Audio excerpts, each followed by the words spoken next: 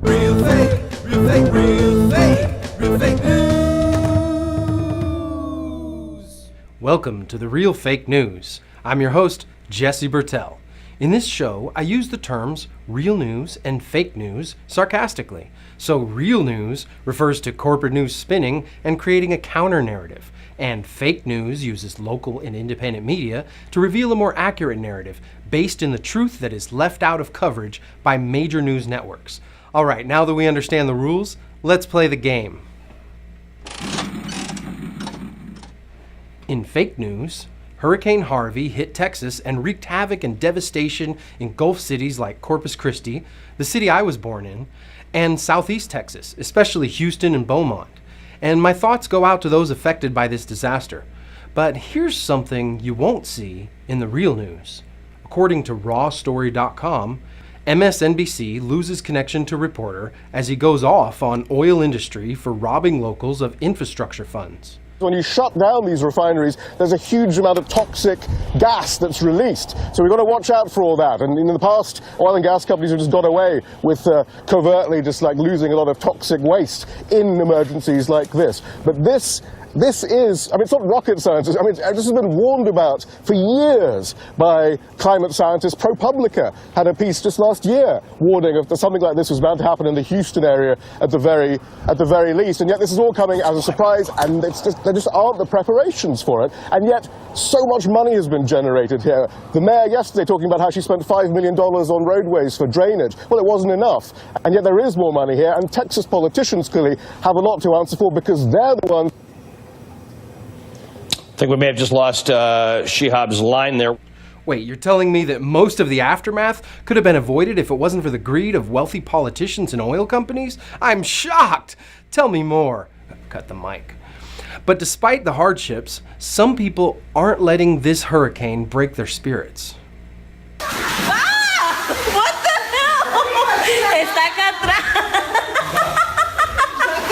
Va para el cajón.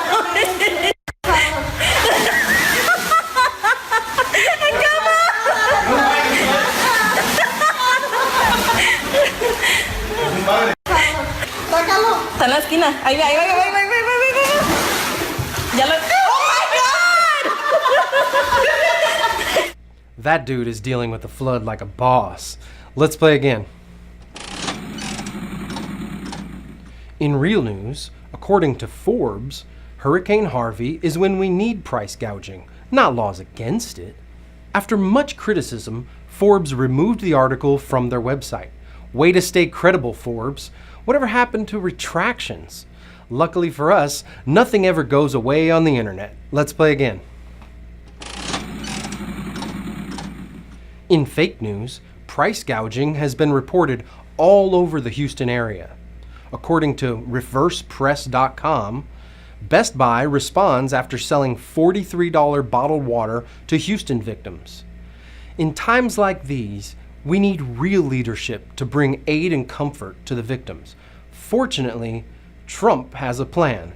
According to Daily Express 24, Trump finds a disgusting way to profit from Hurricane Harvey crisis. Over the course of the weekend, as areas of Texas were in the midst of historical flooding, the White House press office sent out 2 emails, both with the subject line, photos from President Donald J. Trump's video teleconference with cabinet officials on Hurricane Harvey. But the intent behind the photos is to push the baseball hats worn by the president. Both hats are for sale on the Trump website for the absurd price of $40, and all proceeds go to the Make America Great Again committee. What a stupid hat. Classy, Don. Wouldn't want to miss a perfect branding opportunity. He traveled to Texas, and do you think he wore the hat the whole time? Of course he did. According to Vice News, he went out of his way to remark on the size of the crowd. We're here to take care. It's going well, and I want to thank you for coming out. We're going to get you back and operating immediately. Thank you, everybody. What a crowd, what a turnout. He's so obsessed with crowd size, it's starting to seem like overcompensation for something. Let's play again. In real news, at a recent news conference, Trump bragged about using the tragedy in Texas as a media opportunity to push his political agenda. In the middle of Hurricane Harvey hitting on Friday night, you chose to pardon former Sheriff Joe Arpaio. I wonder if you could tell us what was behind your thinking for issuing a pardon for the sheriff, and as well, what do you say to your critics, even some in your own party, who say it was the wrong thing to do? Well, a lot of people think it was the right thing to do, John. And actually, in the middle of a hurricane, even though it was a Friday evening, I assumed the ratings would be far higher than they would be normally. You know, the hurricane was just starting. And I put it out that I had pardoned, as we say, Sheriff Joe. Or as I like to call him, Racist Criminal Joe. And that's the real fake news. Thanks for watching. If you like this show and would like to see more shows like these, please subscribe. And if you really like this show, please donate. If you absolutely love this show, you can become a monthly patron. Real fake, real fake, real fake, real fake news. Fake.